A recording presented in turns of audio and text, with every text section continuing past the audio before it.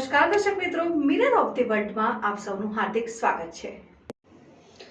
હવેથી સાયબર ફ્રોડના ગુનામાં ફ્રોડની રકમ ખાતામાં હોય તે સિવાયનું બેંક એકાઉન્ટ ફ્રીઝ નહીં થાય। નાયબ પોલીસ અધિક્ષક સાયબર ક્રાઇમ વડોદરા ગ્રામ્ય ડિવિઝન। અત્યારના આધુનિક અને ટેકનોલોજીના યુગમાં સાયબર ફ્રોડના બનાવ ખૂબ મોટા પ્રમાણમાં વધ્યા છે। લોકોને તેમના મોબાઈલ, લેપટોપ કે કોમ્પ્યુટર પર ફ્રોડ સાઇટ કે મેસેજીસ થકી લોભામણી લાલચો આપી તેઓના ઓટીપી મેળવી તેમના બેંક ખાતામાંથી નાણાકીય ઉચાપત કે ફ્રોડ કરવામાં આવી રહ્યું છે। કેન્દ્ર અને રાજ્ય સરકાર દ્વારા આવા સાયબર ફ્રોડ ઓનલાઈન ગુનાઓને રોકવા સાયબર ક્રાઇમ વિભાગની રચના કરી સાયબર ક્રાઇમ પોલીસને વધુ હાઈટેક બનાવી છે।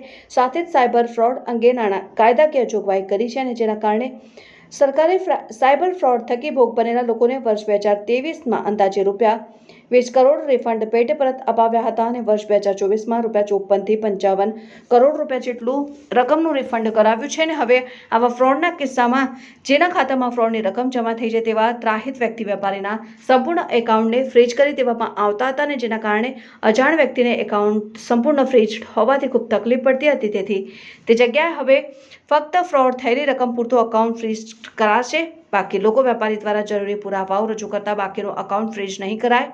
નાયબ પોલીસ અધિક્ષક વડોદરા ગ્રામ્ય ડિવિઝન વડોદરા સાયબર શાખા દ્વારા જણાવવામાં આવ્યું હતું કે પહેલા લૂંટ, ચોરી, ચીલ ઝડપ જેવા પ્રત્યક્ષ ગુનાઓ થકી લૂંટફાટના બનાવ બનતા હતા, પરંતુ આધુનિક અને ટેકનોલોજીના યુગમાં ફ્રોડ કરવા માટે ઓનલાઈન ફ્રોડ કરવામાં આવે છે અને સરકાર જાગૃત છે।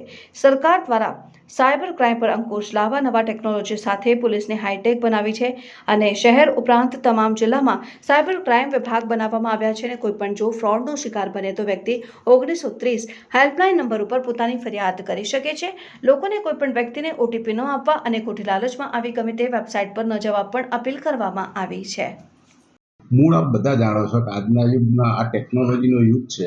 એમાં જે અગાઉ ગુના બનતા હતા, બોડી ઓફેન્સ બનતા હતા, લૂંટ, ચોરી સીધી પ્રત્યક્ષ રીતે કરી લેતા, આજની તારીખમાં લોકો ઓનલાઈન ફ્રોડ થાય છે, ઓનલાઈન ચોરી થાય છે। એટલે એ ચોરી અટકાવવા માટે આપણે સરકાર તેમજ પોલીસ કટિબદ્ધ છે અને એના હિસાબે કેટલી યોજનાઓ કેટલા પ્લાન કર્યા સરકારશ્રીએ તમામ જિલ્લામાં સાયબર ક્રાઇમના પોલીસ સ્ટેશનો ખોલી લીધા છે। તેમજ તાજેતરમાં એ બધાને જાહેરાત કરી છે જો કોઈ આવા ફ્રોડના ભોગ બને તો તાત્કાલિક 1930 જે સરકારનો હેલ્પલાઇન નંબર છે એના ઉપર જાણ કરે, જેથી કરીને એકાઉન્ટ બ્લોક થઈ શકે, એના પૈસા ત્યાં આગળ બ્લોક થાય અને રિફંડ મળી શકે। એ આધારે આપણે આંકડા જોઈએ તો 2030માં સરકારશ્રીએ આવા ઓછામાં ઓછા 20 કરોડ રૂપિયા રિફંડ અપાયેલા છે પબ્લિકને। તેમજ એ સંખ્યા 2024માં જોઈએ તો અંદાજે 54 થી 55 કરોડની।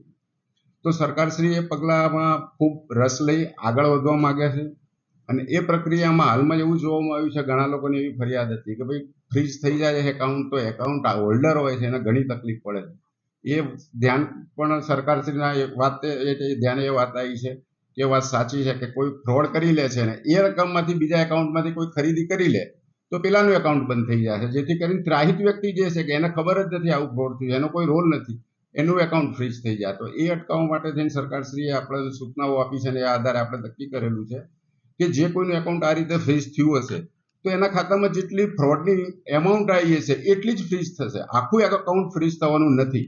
જેથી કરીને એની એકાઉન્ટ જેટલી ગઈ હશે એના ભાગમાં એટલું જ ફ્રીઝ થશે, બાકીનું એકાઉન્ટ ફ્રી કરી દેવામાં આવે છે। તેમજ આ બાબતે જાગૃતિના ઘણા બધા કાર્યક્રમો પણ યોજવામાં આવે છે અને તમામને જાણ કરવામાં આવે છે જ્યારે પણ ભાઈ કોઈ આવો ફ્રોડ થાય તો તાત્કાલિક સરકારશ્રીના હેલ્પલાઇન નંબર જે 1930 છે એના ઉપર આપણને જાણ કરે, જેથી કરીને આપણે તાત્કાલિક બ્લોક કરી શકીએ।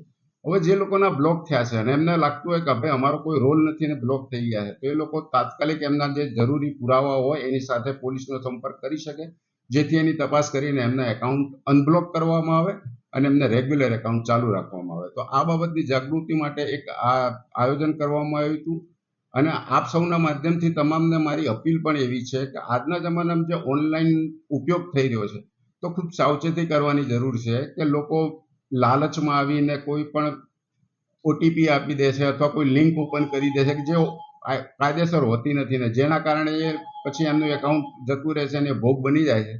તો કોઈ પણ ઓનલાઈન ટ્રાન્ઝેક્શન કરતા પહેલા ખૂબ સાવચેતી રાખે એવી પોલીસ તરફથી આપ સૌને સૂચનાઓ।